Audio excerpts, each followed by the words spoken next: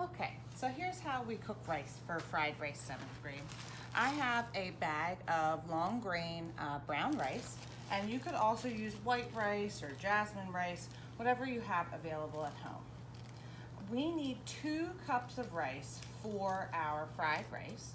So I'm going to aim to cook 1 cup of rice and have it double in size, okay? Now, one of the most important things you can do before you cook your rice to make sure that it is light and fluffy and not sticky is to wash it, okay? Not with soap and water, but once you fill your 1 cup measuring cup, go ahead and place that rice in a strainer and give it a good rinse, okay?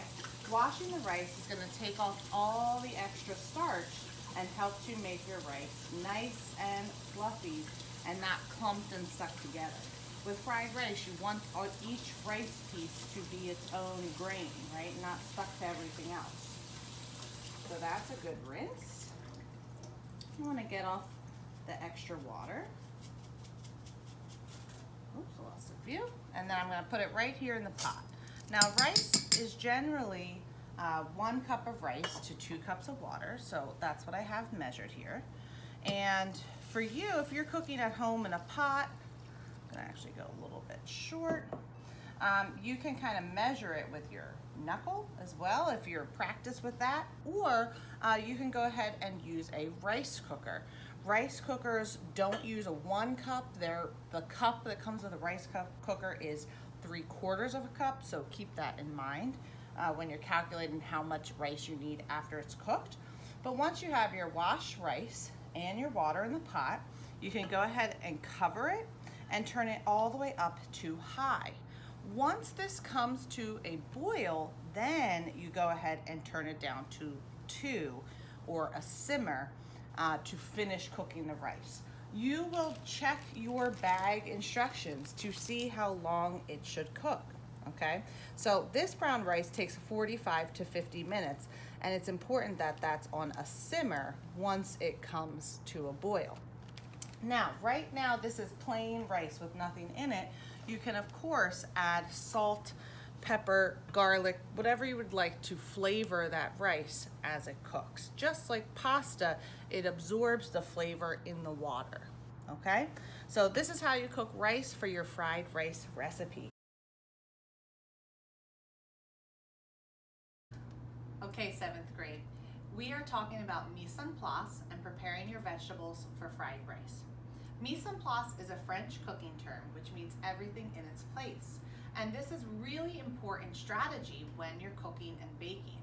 What it means is that you cut, prepare, measure, chop all of the ingredients that you're going to be using in the recipe. So when it comes time to actually combine them in the bowl or the pot, you have everything ready to go and your recipe comes together quickly and smoothly. This is why when you see cooking shows, you'll see lots of little bowls and plates, and the host is just like, okay, we're gonna measure this, we're gonna add this, this, this, and this, and everything's already prepared. That is mise en place. And with fried rice, we want everything chopped and ready to go before you add it to your recipe. All right, so to get started, I have celery, pepper, onion, carrots. I'll be using my chef's knife to cut each of these items. And I also have a plate here to put my already chopped vegetables on. So let's start with a pepper. Your recipe calls for half of a green and half of a red pepper. And because it's only half, I'm going to start by chopping this pepper in half, okay? I know that sounds a little ambitious, but that's where I'm headed. So I want to make sure that my guiding hand is in the claw. I'm going to get my knife, not on the stem, but right next to the stem. And I'm just going to chop the pepper in half, okay? When you have this, you can choose which side of the pepper you're going to use, and then you're going to pick out the seeds and any of that extra white part. So I just snap it off. I'm going to give it a little tap on my towel, make sure I don't have a bunch of seeds stuck to me, and kind of just use my finger to get the white extra part that I don't want to chop. Once I have that out, I'm ready to slice my pepper first and then dice it. all of your vegetables for fried rice are going to be diced. So for this, sometimes people are tempted to have it face up, but that is very wobbly. So you do want your pepper face down so it's nice and stable. Your guiding hand is in a claw, and then you could just cut your pepper carefully into slices. And sometimes when you get closer to your fingers, you may have to, move some things around. You may then choose to flip over for the last little part, okay? Because you want to keep, your vegetables stable and your hands safe, all right? So once you have your pieces of pepper, your slices, you kind of bundle a group together, get your hand in the claw, and then we're going to dice these. You want your vegetables pretty small and consistent for your fried rice. Think of when you get takeout rice, there's usually not huge pieces of vegetables. Remember, if something's sticking to your knife, you just push it off from the dull side towards the blade. Okay, so I'll put these on my plate. Now, when you're chopping these, remember I have my claw. This is a little bit of a rough dice, right? This isn't a perfect job. So if I chop these and I find, some of these look a little big, remember I can kind of scoot them into a pile and then use my cross chop just to get through a few of those pieces that are remaining bigger than I was hoping for my fried rice. So I can go ahead and chop through those pieces, push the pepper off the knife, okay, and then gather it up. Notice I'm gathering these vegetables with my hands, not scooting them around with the knife. I think there's just a little bit too much margin for error when you're moving things around with the knife, and I certainly prefer to do that with my hands. For the red pepper, you're doing the same procedure. Now, people do cut vegetables all different ways. So I'll show you a different way with this red pepper. Remember, this one we cut directly in half, and this other half could go in the fridge. This one I'm gonna start by cutting off the top and the bottom. So I just wanna catch the seeds here. So I'm gonna cut off the top, okay? I'm going to cut off the bottom. This is just a different way. And I actually wanna cut off the bottom so I kind of get all the way into the main body of the pepper, like that. I'll move these to the side. Okay, so cutting that red pepper, remember, I'm taking my knife and I'm cutting down the red pepper. Now what you can do is kind of open this pepper up, and I'm going to carefully have my claw fingers on top, insert my knife into the pepper, and use it to kind of slice out the inner part. I'm just rotating here to get that last little bit. And then I can take out the entire core, and I have basically one long pepper sheet, all right? So this is a different way. Now before I go ahead and cut on my cutting board, I'm starting to see that I have a lot of seeds and scraps, and I wanna make sure I'm maintaining a clean cutting board. So I'm just gonna take a paper towel and wipe this off before I keep going. When you're cutting, you don't want your cutting board to get filled up with scraps and things that you're not using, because if it does, it's going to become more crowded, more slippery, and more unsafe. So I just took a minute to wipe that off, and now I'm gonna cut this pepper. Remember, I cut it into a big sheet. We can cut it in half, because we only need half a pepper for our recipe. And then I'm going to find the flattest side. So I'm actually gonna turn this over so it's more stable. Use my hands in the claw, and then cut into thin strips. What's nice about this method is because we cut off the top and the bottom of the pepper first, you're left with like perfectly straight pieces of pepper that don't have that curvy top and bottom. That's why some of our pieces were uneven here, because we left that curvy part on. So to finish cutting these slices, we turn them, make sure your hand's in the claw, okay, get everything lined up, and then carefully with the tip of your knife down on the cutting board, slice down and forward, down and forward. Now remember, when we're slicing, our knife never makes a lot of sound, because We don't want it to make a lot of sound. We want it gliding on that cutting board. So here's our peppers, our red peppers in a nice dice, and we'll just scoop these up and place them on your plate. And then just dry off my hands a bit, and now we're ready for celery. Celery is probably the easiest vegetable for you to cut. You can take off these little leaves and twigs. On the end, I already washed and dried this. I'm gonna cut off both ends, not a ton, just enough to clean up that end. Okay, and then I'm gonna cut this celery in half lengthwise, but this is really too long for my knife to cut the whole thing in half. So I'll start in thirds this way, and then each piece in half. So we'll go in thirds. Okay, so now I have 3 pieces of celery, and I'm gonna turn each piece so that's nice and flat on the cutting board before I cut it down the center into a slice. Now, if it still looks big, you can continue to cut it a little bit smaller so that your dice is perfectly even when it comes to celery or peppers or carrots, and you are trying to get everything to be the same size. So I'm cutting my celery into sticks, just like we did the pepper. And then I'm gonna gather the sticks into one pile. Okay, I can use my hands, not my knife, to get everything lined up. Get my guiding hand in the claw, and then go ahead and cut your celery. Now, if you've never used a knife before, you're gonna have to go slow and take your time. I'm not saying that I'm rushing, but even this speed might be a little fast for someone who's brand new on the knife. So take your time when you are cutting your vegetables. So here's my pile of celery. I can go ahead and add that to my plate. This way, when it's time to cook, I'll be able to add these vegetables in and not have to pause between each one to chop the next thing. Okay, carrots. Carrots are a little tough. I do have a peeler here. I'm gonna start by peeling the carrot.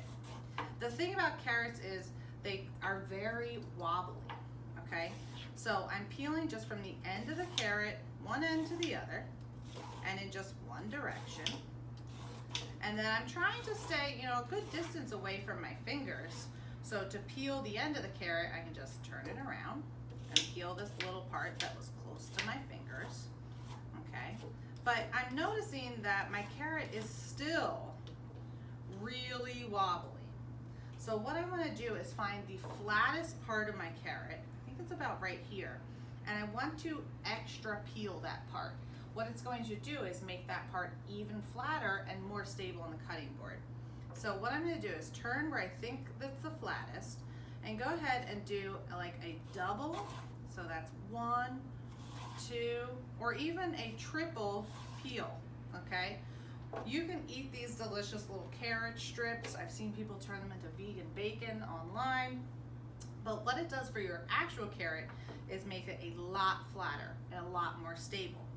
Now I can cut this. And remember, our carrots are hard, so we need to use the power center of our knife, which is towards the back of the blade.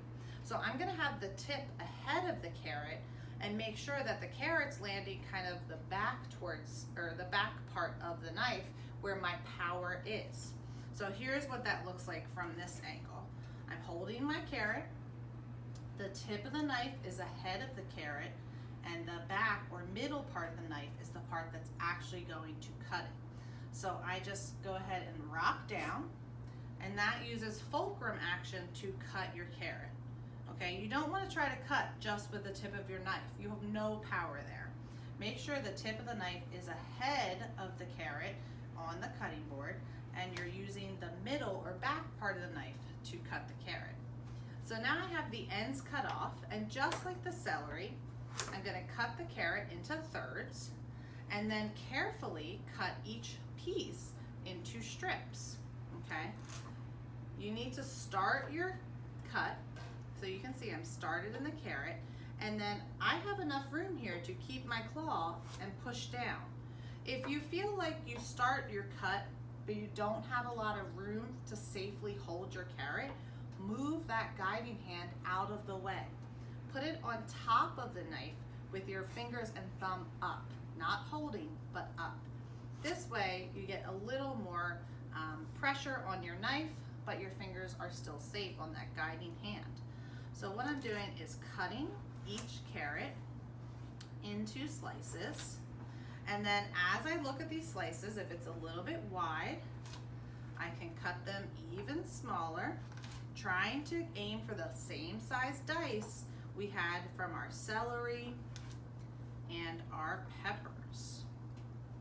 Okay, and each time I'm rearranging my carrots, I'm making sure I'm getting those claw guiding hands, all those fingers tucked back. Now, this would be hard to try to cut all these carrots at once, so I'm gonna divide my pile so that I can cut the carrots. And if I turn this way, you'll see the part of my knife that's actually cutting the carrots is from the middle to the back, okay? Because that's where the power is on your knife. When you talk in tech ed or math or science about angles and fulcrums, that's the power that we're using here on our knife. So I'm gonna go ahead and cut these. Here's my last one.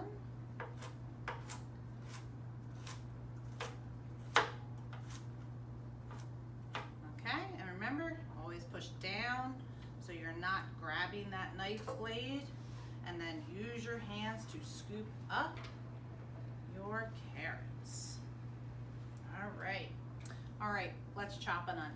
So first we need to know a little bit about an onion. There's one part that has kind of these scraggly strings on it, and then the other part you can see is where the leaves of this onion all come together, and this one actually has like where the leaves were still attached. So this part is the top of the onion where the leaves would come out of the ground, and this part is the root where roots go into like further down in the soil to suck up water and nutrients. When you're cutting an onion, you want to keep the root attached so that your onion doesn't fall apart. So what I'm gonna do, we need half an onion for this recipe. I'm gonna start by getting my onion flat, right? So I'm gonna cut off the top and then cut my onion in half from root to stem, okay? So I'm cutting off the top, starting at the tip of my knife, but pushing it forward and down so the cut's occurring at the back. This will be scrap. And then I'm turning that flat part down and going straight through the root down the middle of my onion. You only need half an onion for this recipe, so you can put the other half away for another recipe, or this serves about 4. If you want to make lots of rice, you can always cut the whole pepper and kind of double your recipe, cut the whole onion and have a ton of fried rice. So here we are, my root's attached, okay? And we still have to get this outer peel off, so you just use your fingers. And onions do sometimes make you cry. So I suggest, not taking forever to cut your onion. The longer you're working with it, the more likely it is you're gonna tear up. Sometimes it just can't be avoided. So here's the outer skin and first layer of the onion that I'm not going to use. And here's my peeled onion. And we're gonna cut this 3 different ways to get a dice, okay? The reason why we're leaving this attached is we want to try to keep our onion together through all 3 cuts. So the first cut is going to go this way through the onion. So here's my root, and you can see my onion's pretty thick. I need to cut my knife through this way towards the root, but not all the way through. So to do that, I need my onion flat on the cutting board, and my knife's going to come through this way. Now, this is a little tricky to hold. You may start it with your fingers on top of the onion just to get that very first bit started, but really you want to hold it with your hand flat. Just make sure those fingers are up, okay? You do not want your fingers to be in the way of this blade. So I'm stabilizing it at the top of the onion with my palm, and then I just cut through most of the way towards the root, and that's it. Okay, I'm gonna gently slide my knife out, and you can see that I have a cut this way on my onion. The next cut is going towards the root the other way, so vertically like this. So what I do is I get my hand in the claw, the tip of my knife, I want to make sure that I'm not cutting this piece off, right? There's still like extra onion back here. And I'm cutting several slices from the area by the root up to the area where we cut those leaves off. Okay, this is our second out of 3 cuts. So now you can see I have cuts going this way, okay? The final cut is to get our dice. So you kind of want to use your claw guiding hand to hold your onion together. And now you're going perpendicular. No, not perpendicular. Perpendicular was our last cut. Parallel with the root. And this is where we're cutting off and getting and seeing that dice completed. So we have our guiding hand, okay? And we're going to cut down and forward. And now these pieces that are coming off are already perfectly diced because we did those 2 previous cuts. So this stem I can leave here in my scrap pile, push the onion off the knife, and you can see it's already in nice little pieces. Now that didn't take too long, so I'm not crying yet. But if it takes a long time, you may find that your eyes are irritated. Just take a break, wash off your hands, and be really careful not to touch your eyes with your onion hands because that will definitely only make it worse. Okay, so here's my onion. When I'm done with my knife, remember I'm gonna put that next to the sink, not in the sink, okay? I will wash it when I'm ready, but I never wanna leave that in the sink for someone else to grab. All of these scraps you could gather up. If you have to put them in the trash, you can put them in the trash, but these are great to add to a compost pile, so I will be adding them to our composter out by the communique garden. And before we go, I just want to show you real quick, our last vegetable are water chestnuts. Water chestnuts come canned in the Asian aisle of the food store, and these are not nuts. It's just a root vegetable. So what we're gonna do is open this can, and they're packed in water. And the ones that I got are already sliced, and you can decide if you want to add water chestnuts, if you're gonna get whole water chestnuts or sliced water chestnuts, or even if you're able to find fresh water chestnuts. But when you use the can opener, make sure you always take the lid 100% off when you're done. So I'm gonna start by holding it and just draining out the extra liquid. But then I want to make sure that I take this lid 100% off, okay? Leaving the lid attached is like a cut hazard because this lid becomes very sharp as soon as you put a can opener to it. So I can dump out my water chestnuts and then put the lid back in the can, and then this could go in the recycling. And you'll see here, you probably get 2/3 to 1 cup of water chestnuts. Your recipe only calls for about 1/3 of a cup, so you can decide if you want to put more in there, but they are already sliced. And all water chestnuts are like crunchy root vegetables. They don't have a ton of flavor, but they're gonna add a nice crisp crunch to our fried rice.